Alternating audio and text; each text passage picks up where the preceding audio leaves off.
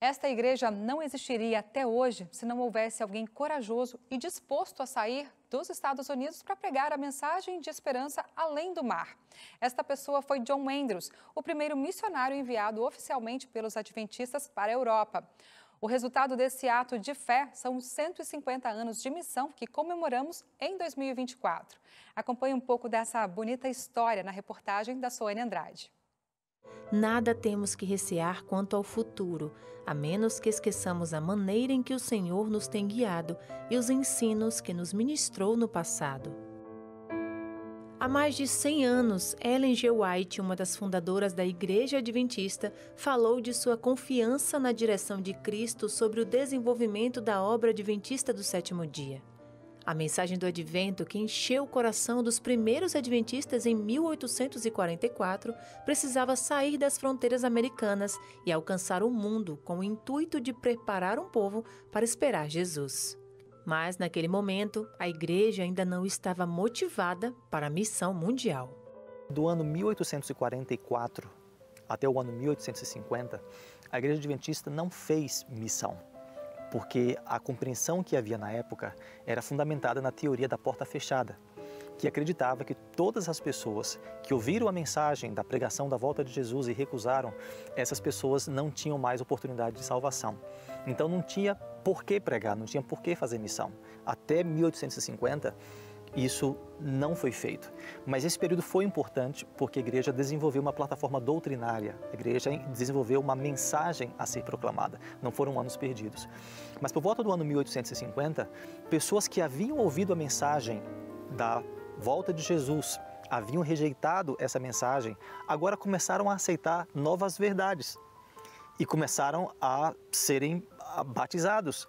E eles começaram a se questionar, tem alguma coisa errada, porque nós entendemos que não há mais oportunidade de salvação, mas nós estamos vendo conversões. Então eles foram forçados a reinterpretar a compreensão que tinham da teoria da porta fechada. A partir de 1870, sob os conselhos de Ellen White, líderes passaram a estudar a possibilidade de pregar pessoalmente em outros países, e não somente enviar literaturas como alguns julgavam suficiente. E essa missão foi confiada primeiramente a John Nevis Andrews. Filho mais velho de uma família do campo, Andrews era dedicado aos estudos, o que o tornou autodidata. Devido a isso, frequentou a escola por poucos meses. De origem batista, o jovem aprendeu novas verdades bíblicas e se tornou parte do grupo seleto dos primeiros adventistas da época. Casou-se com Angeline Stevens em 1856, mas ficou viúvo em 1872. Com o chamado missionário da igreja, Andrews partiu dos Estados Unidos com seus 2 filhos, Mary e Charles, ainda adolescentes, para evangelizar a Suíça. Ele era a pessoa mais bem preparada, mais qualificada dentro do Adventismo. Ele já havia desempenhado um papel muito importante na organização da igreja. Foi ele, por exemplo, quem estudou e descobriu biblicamente o início do sábado, do pôr do sol da sexta até o pôr do sol do sábado. Ele já havia escrito um livro muito importante, escreveu também um livro muito importante sobre o sábado. Ele foi responsável pela organização dos estatutos da igreja, da organização legal da igreja. Ele foi editor da revista Review and Herald e da editora Review and Herald. Foi John Andrews quem falou pela primeira vez aos outros líderes sobre a necessidade da igreja nas missões mundiais. A igreja foi amadurecendo na sua compreensão missionária. E como ponto culminante desse processo é que J.N. Andrews foi enviado em 1874. Então ele é muito importante não apenas por quem ele era, pela pessoa que ele era, pela capacidade que ele tinha, pelo líder destacado que era, como também pelo fato de que esse que era o melhor dentre as nossas fileiras, como era definido, esse é o que foi escolhido para ser oferecido aos campos missionários. E ele estava disposto a ir e foi e morreu jovem aos 54 anos de tuberculose enquanto servia na Suíça.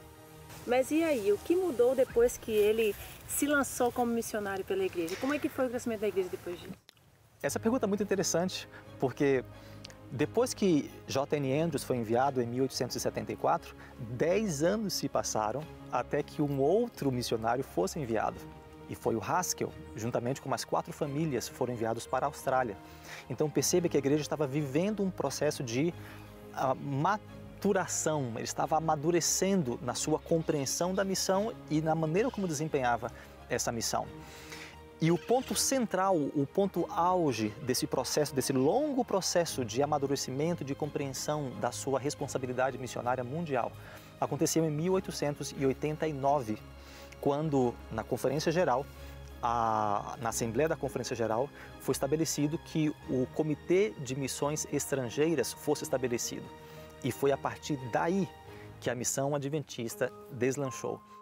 A viagem missionária de John Andrews para a Suíça foi um passo de coragem, principalmente quando observamos as dificuldades que ele enfrentou naquela época, como a barreira linguística e também a falta de ferramentas de comunicação. Mas a determinação de Andrews em difundir o evangelho da salvação na Europa foi o que lançou as bases para o movimento missionário adventista global.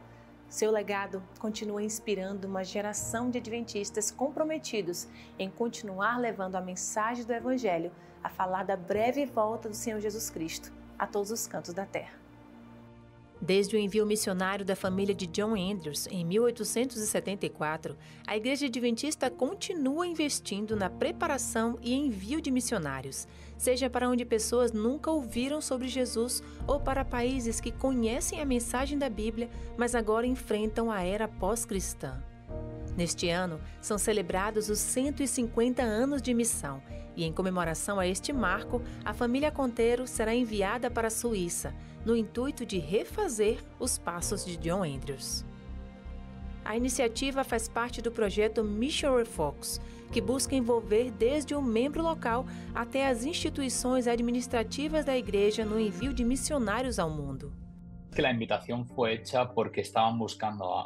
O convite foi realizado porque estavam procurando uma pessoa que soubesse falar francês, que estudasse na Universidade Andrews e que de algum modo estivesse conectado à conferência geral.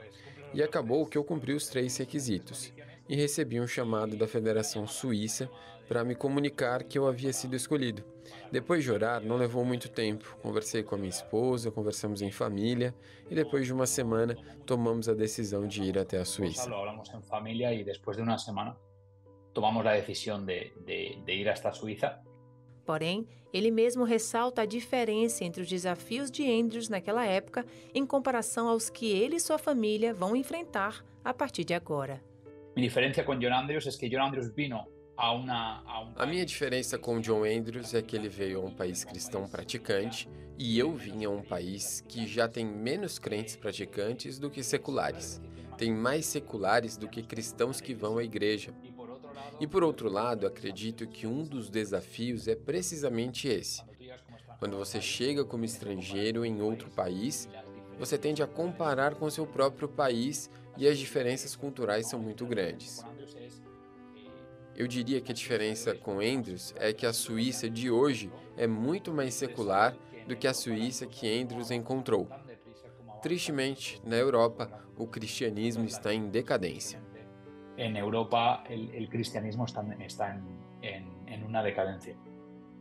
Aqui no Brasil, onde 86% das pessoas se declaram cristãs, a igreja tem outro desafio: ampliar o conhecimento bíblico profético a respeito da volta de Jesus.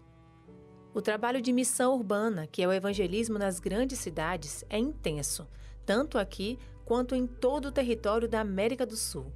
Dado o comportamento dos habitantes de grandes centros urbanos, na maioria das vezes voltados ao excesso de trabalho e menor abertura para novos ensinamentos cristãos, a igreja busca atingir esse público com estratégias diferenciadas. Existem as missões transculturais, em que os jovens são enviados para outros países, e também as missões dentro do próprio país. E a gente vai conhecer agora um grupo que foi escolhido pela Divisão Sul-Americana para participar de uma missão aqui em São Paulo. É o projeto OIM, um ano em missão, em que eles dedicam suas vidas para falar do amor de Jesus aqui na capital paulista. A gente está aqui numa casa missionária, vamos conhecer um pouquinho da realidade deles. Oi, pastor, tudo bem? Vamos lá, então?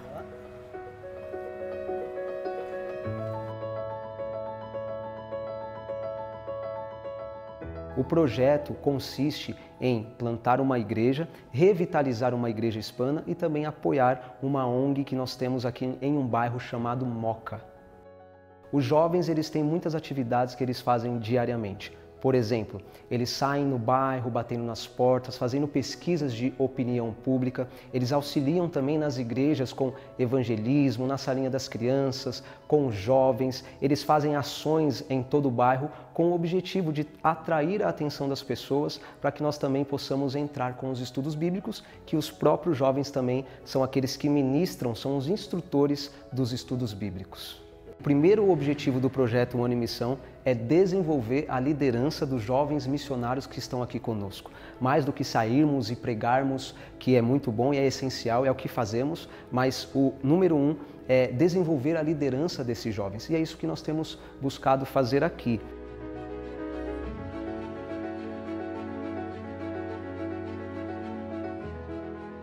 Participar da missão de Deus é um privilégio, mas todo chamado tem também sua responsabilidade. E a gente fica pensando o que fez esses jovens saírem de suas casas para cumprir a missão aqui em São Paulo. Por isso eu vou conversar agora com a Araceli, que é do Peru, Janaína, que vem lá de Rondônia, e o Jacó, que saiu lá de Petrolina. Então eu quero começar primeiro com você, Araceli.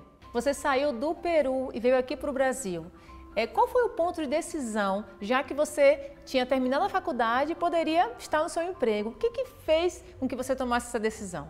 Bom, quando eu tinha 19 anos, eu fiz um compromisso com Deus de fazer um ano em missão. E passou o tempo, eu não defini uma data, né? Até que eu recebi o ano passado um chamado para fazer missão.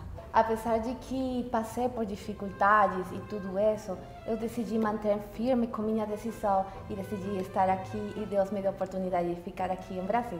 E teve apoio dos pais? Com certeza, né? Meus pais, a primeira pessoa que sentiu isso foi minha mãe, né? E minha mãe desde o início, filha, eu te ajudo, eu te apoio. Se Deus te está chamando, quem sou eu para deter-te?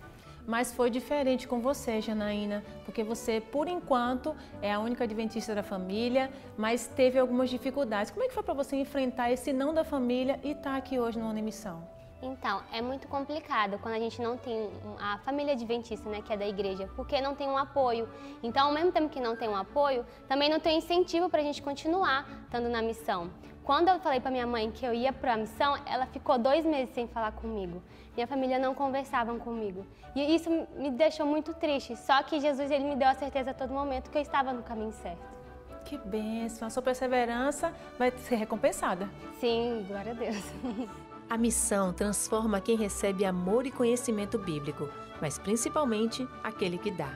Esse Ano em Missão tem sido diferente para mim porque tem feito com que eu possa me desenvolver as minhas habilidades, os meus dons e talentos e assim possa ser moldado por Deus para que assim eu possa ser mais apto a servir a outras pessoas. Algo que eu entendi muito é que a missão não existe se Jesus não está presente na nossa vida. E é muito importante isso. Eu acho que algo que está acrescentando muito na minha vida é a comunhão com Deus. Procurar cada dia e dessa maneira a gente pode compartilhar o amor de Deus para muitas pessoas.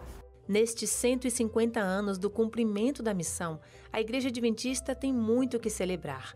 O estabelecimento de instituições educacionais e de saúde, o crescimento da comunidade adventista mundial e, principalmente, a percepção do papel fundamental da Igreja.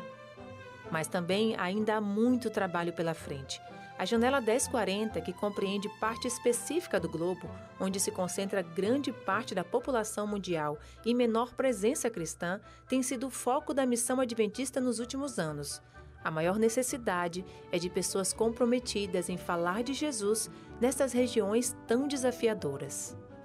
Ao mesmo tempo, quando nós observamos a igreja aqui onde nós estamos e observamos as necessidades dos povos não alcançados, não há como negar, não há como negar o fato de que essa é uma tremenda necessidade. A questão é, para que você foi chamado? Então, se você foi chamado para testemunhar do outro lado da rua, testemunho do outro lado da rua. Se o seu coração arde cada vez que você ouve falar que há um local onde não há nenhum adventista, onde há pessoas que não ouviram falar do nome de Jesus, então é esse o seu chamado, é para lá que você deve ir.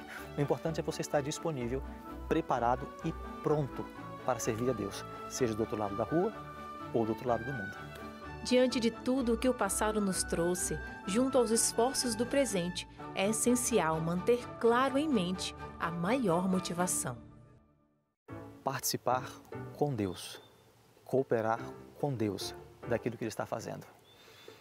É possível encontrar muitos motivos para fazer missão, mas nenhum motivo é mais importante do que esse. O objetivo de cooperar com Deus no seu propósito de restaurar todas as coisas ao seu estado original.